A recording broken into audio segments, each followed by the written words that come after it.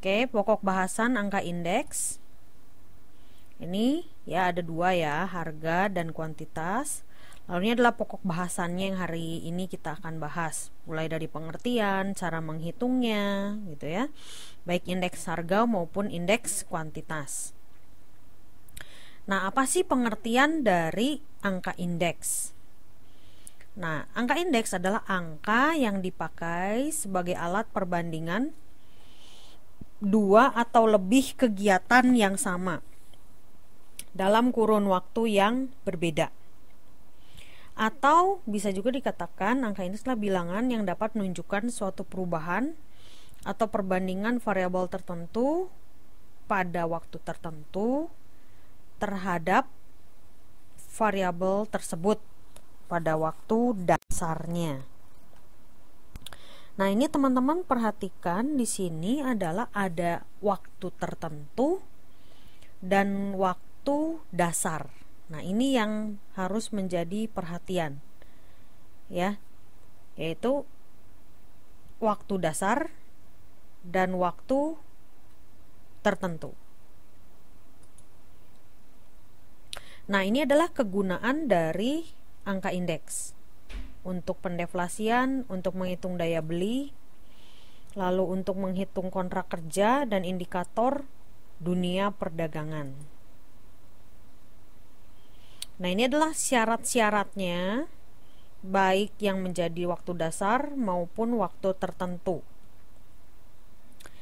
Waktu dasar atau periode dasar itu ada syarat-syaratnya. Yang pertama, masa tersebut dalam kondisi negara tidak dalam keadaan perang, tidak dalam keadaan bencana alam, lalu keadaan ekonomi, sosial, budaya, politik di negara tersebut saat itu lagi stabil. Oke, selamat malam bagi yang baru datang ya.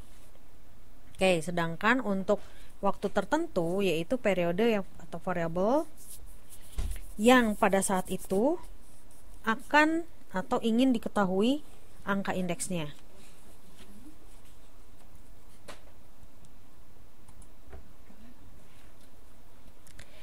Nah, lalu di sini ada macam-macam angka indeks, ya, angka indeks harga, jumlah dan nilai. Nah, malam ini yang kita bahas adalah yang angka indeks harga dan angka indeks jumlah. Sedangkan angka indeks nilai ini adalah menjelaskan hubungan antara harga dan jumlah. Nah, nilai atau value itu merupakan hasil kali dari harga dan kuantitas. Oke, lalu ini adalah metode-metode yang bisa digunakan untuk menyusun indeks harga. Yang pertama yaitu indeks harga tidak tertimbang. Ada dua metode agregatif sederhana dan metode rata-rata dari angka relatif. Lalu yang kedua adalah indeks harga tertimbang. Nah, untuk harga yang tertimbang ini cukup banyak jenis indeksnya. Namanya sesuai dengan nama penemunya. Contoh indeks harga Laspeyres, Drobis, Irving Fisher, lalu Walsh, Marshall Edwards, nah dan lain-lain. Ya, ini adalah indeks harga tertimbang sesuai dengan penemu.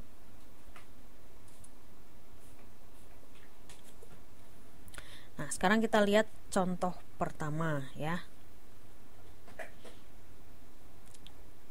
Oke, selamat malam yang baru hadir, silahkan bergabung ya. Yuk kita mulai.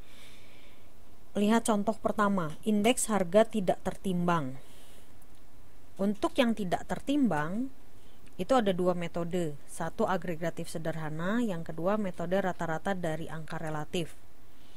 Nah, untuk metode agregatif sederhana, lihat di tabel 9.1 halaman 9.2 di modul.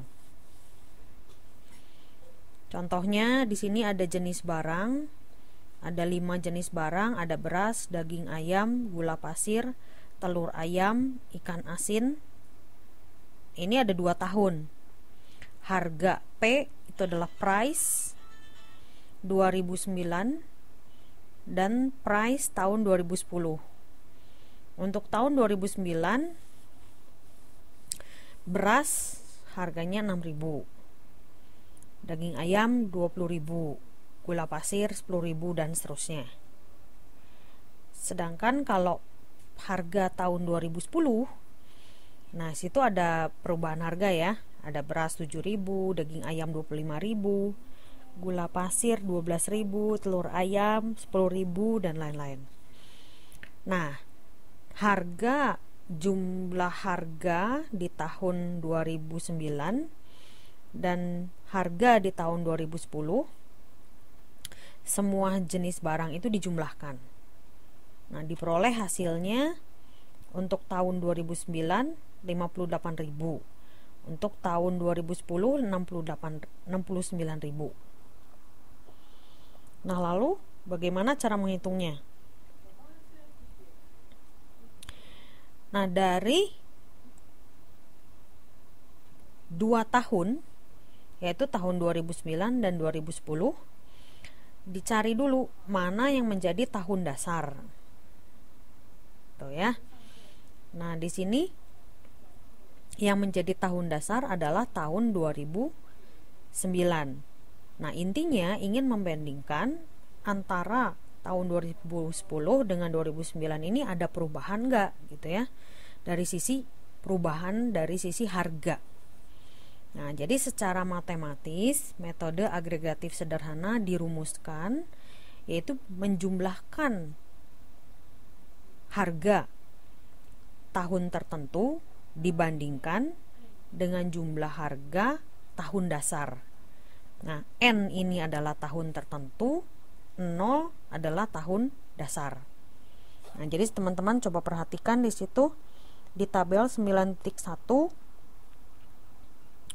tahun tertentunya berarti tahun 2010. Jumlahnya 69.000. Dibandingkan dengan tahun dasar. Tahun dasarnya 2009 ya, 58.000. Nah, untuk mencari indeks ya, selalu dikali 100. 100 ini menyatakan persentasenya. Oke, jadi yang tertentu, jumlah di tahun tertentu dibandingkan jumlah tahun dasar dikali 100, dapat 118,97. Oke, sampai sini dulu teman-teman, paham nggak?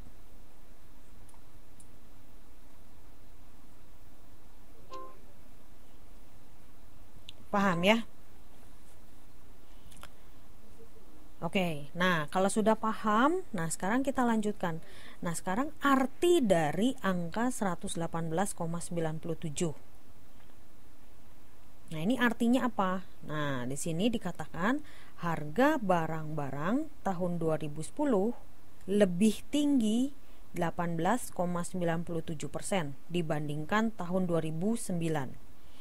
Atau kita katakan lagi, bisa dikatakan bahwa harga barang di tahun tertentu dibandingkan dengan tahun dasarnya naik sebesar 18,97%. Nah, kenaikan harga kita bisa juga istilahkan dengan inflasi sebesar 18,97%.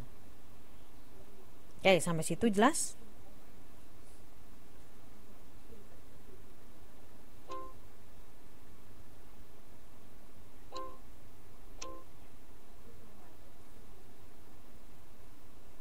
Nah, sekarang 18,97 ini diperoleh dari sini ya. Dari angka ini nih. Indeks 118,97 dikurangin 100. Nah, jadi kalau ingin mengetahui kenaikannya saja itu dikurangi 100. Tapi kalau dikatakan indeks ya 118,97. Jelas ya bedanya ya?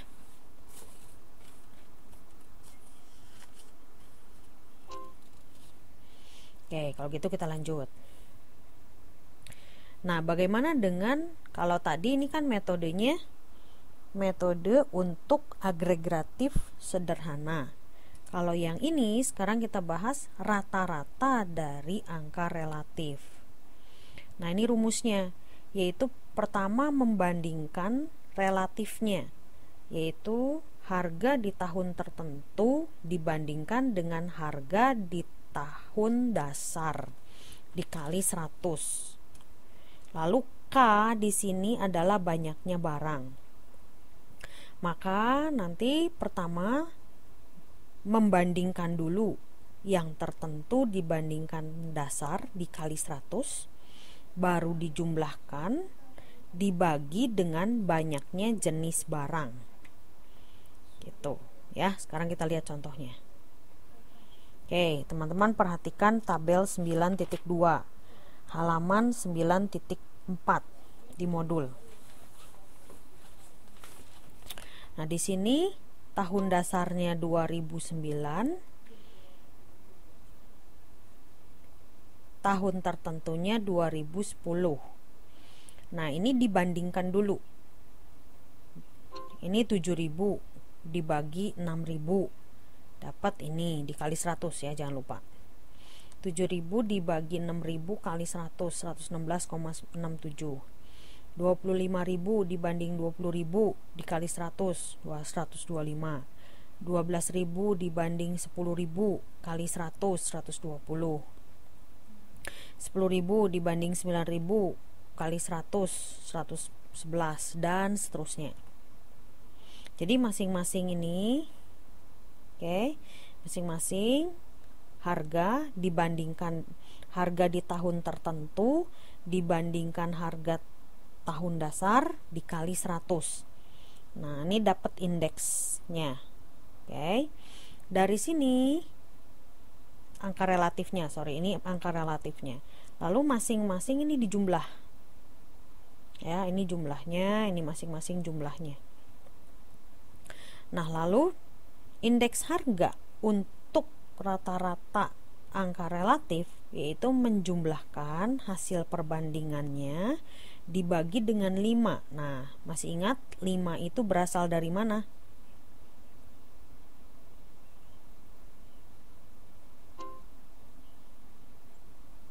Oke, jumlah data yang mana? Oke, jumlah dari jenisnya ya.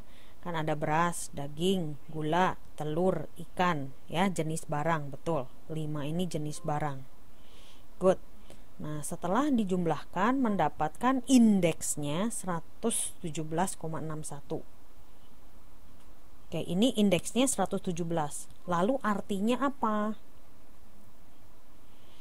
Tahun 2010 sudah mengalami kenaikan sebesar 17,61. Dapat dari mana 17,61?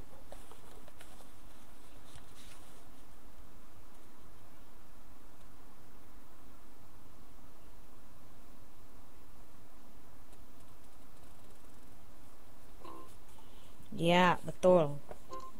Betul. Ya, Tasifrah betul, Nanik betul, Yeni betul, Soleha betul, Haryanti betul. Oke. Jelas ya. Nah, sekarang itu tadi 2 untuk yang indeks harga tidak tertimbang.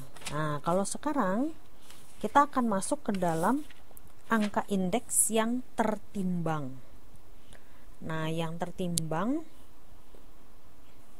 itu sesuai dengan tadi penemunya.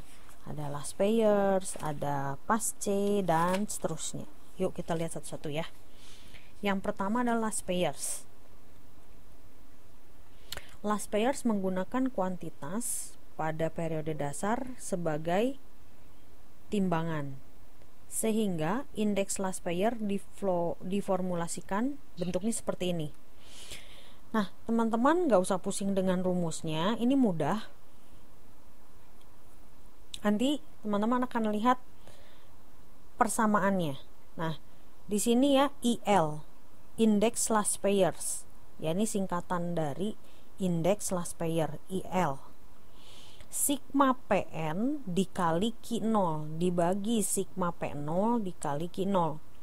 Nah, ini yang bagian depan senantiasa sama. Sigma PN per sigma P0. Hanya saja nanti pengalinya yang berbeda-beda. Untuk indeks last payers